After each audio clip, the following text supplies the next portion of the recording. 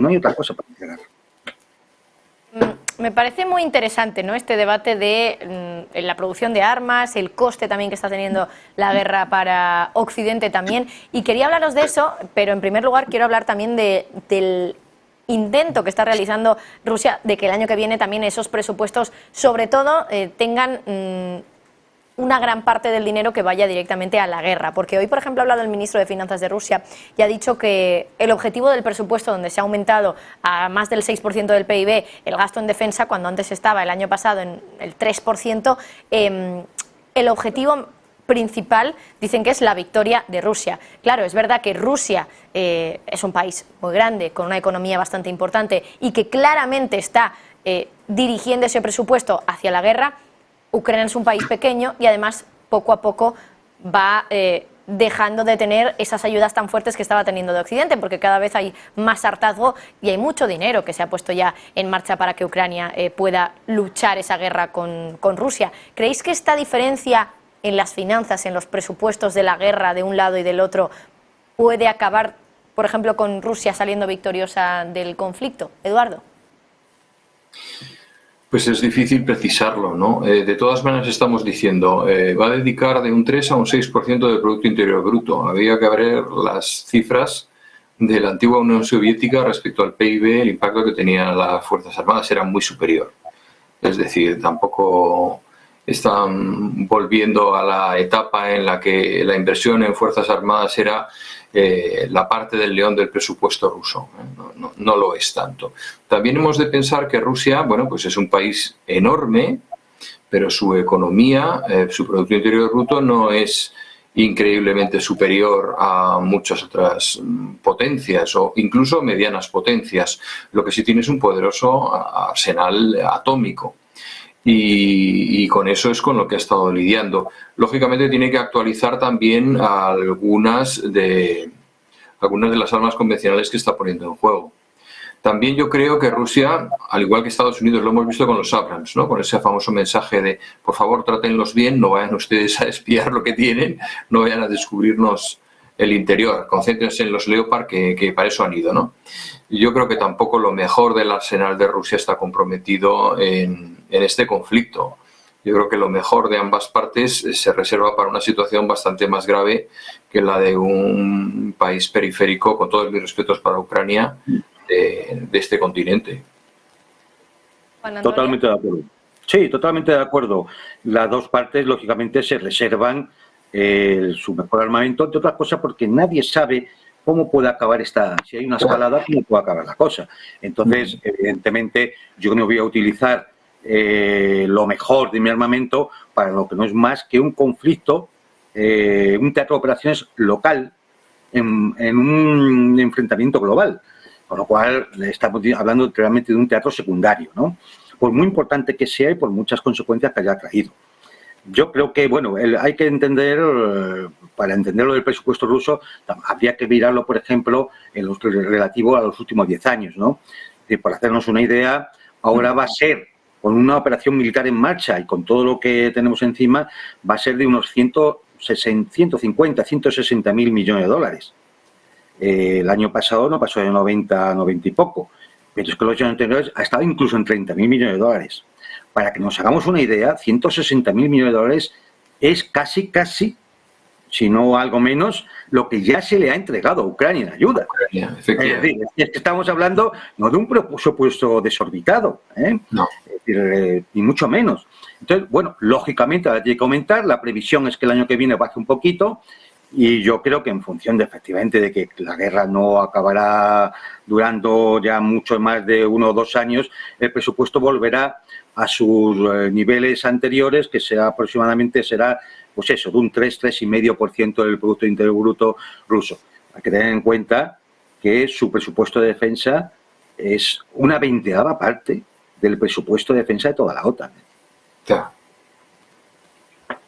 Pues sí, no deja de ser llamativo, ¿no?, que al final también se siga viendo esa, bueno, no superioridad por parte de Ucrania, y eso que está utilizando muchas armas y mucha ayuda militar también por parte de la OTAN.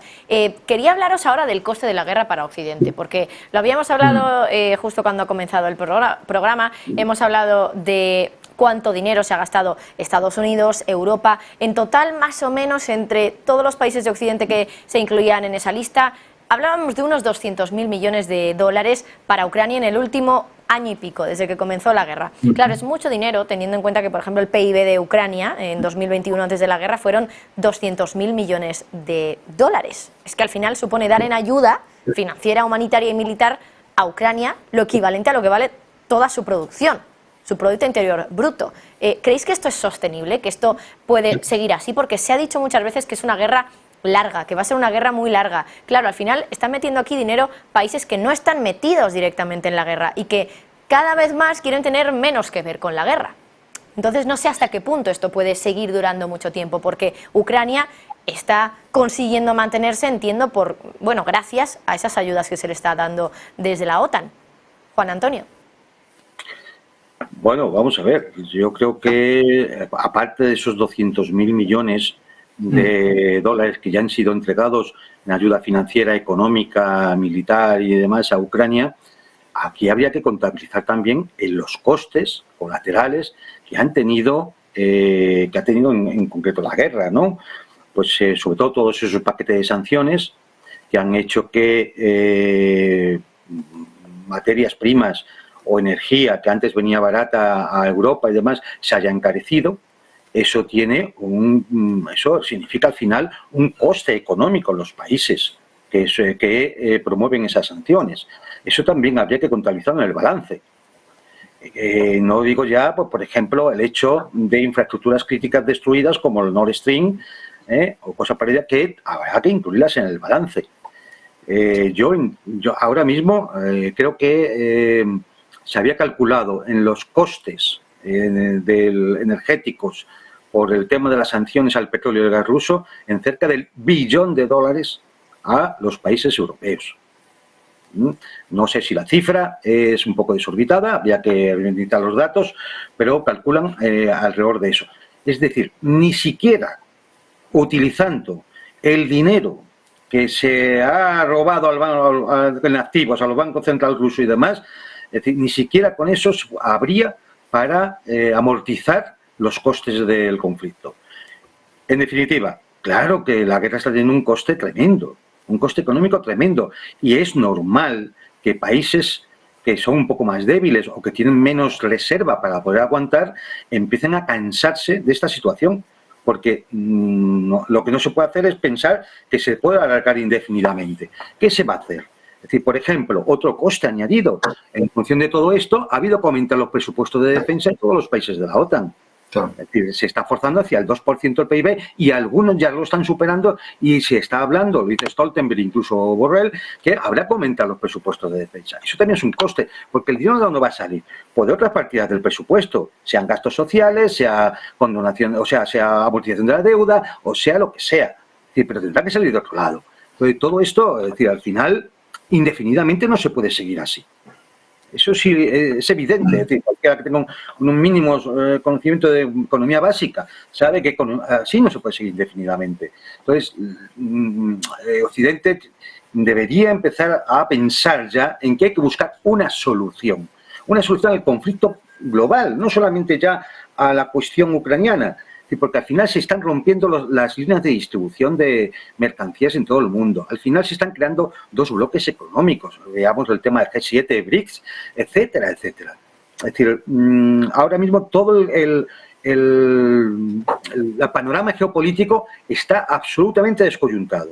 Y eso, lógicamente, hace que la economía se resienta. ¿Eduardo?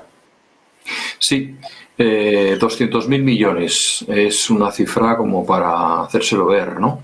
Si tenemos en cuenta que los aliados son occidentales y que aquí lo que tenemos es una economía de libre mercado, el retorno de la inversión está muy lejos de verse, con lo cual es bastante lógico que los socios se planteen qué hay de esto, ¿no? Siempre se ha pensado que una guerra de este tipo, igual que pasó con la guerra, por ejemplo, de Irak, ¿no? El negocio no está en la guerra en sí, sino en la reconstrucción del país y en el rearme de ese país que se ha ocupado. Tanto el final de la guerra como el rearme no son tan inmediatos como la capacidad de estar soltando dinero por parte de Europa. En una situación, vista también desde un punto de vista económico global, en el cual muchos apuntan a que estamos a las puertas de una inflación desbocada, de una recesión o de una situación difícilmente sostenible. Yo recuerdo el caso de Suecia, que recientemente se incorporó a la OTAN. Bueno, una de las primeras cosas que dijo es: cuando llegue la paz estamos dispuestos a montar ahí una fábrica de aviones nuestros, ¿no? Pues eso es parte de ese retorno de la inversión que están haciendo. Yo creo que ese retorno no se va a ver.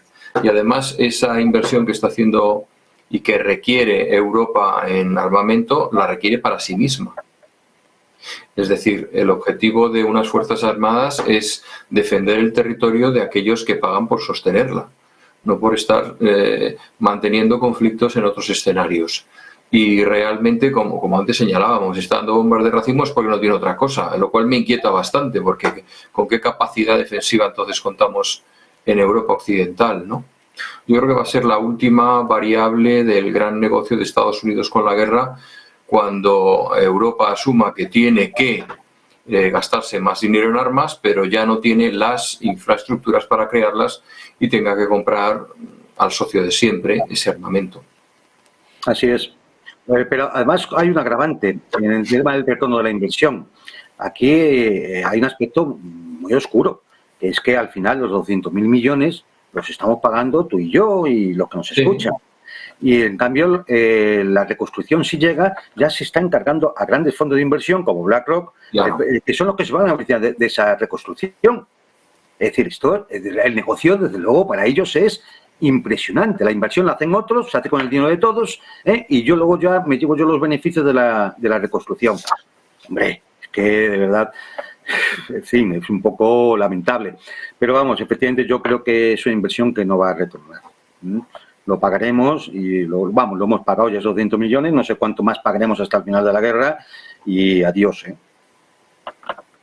Reflexiones súper interesantes, Juan Antonio, Eduardo. Tengo que hacer una pausa, pero vamos a seguir hablando de ese hartazgo que hay en Europa, en Polonia, por ejemplo, en Holanda, que hay un constructor naval que incluso ya se ha quejado ante el gobierno por las pérdidas que le han supuesto las sanciones a Rusia. Lo vamos a contar enseguida. Antes, dejadme hacer una pausa y volvemos en nada para seguir aquí con Todo es Geopolítica.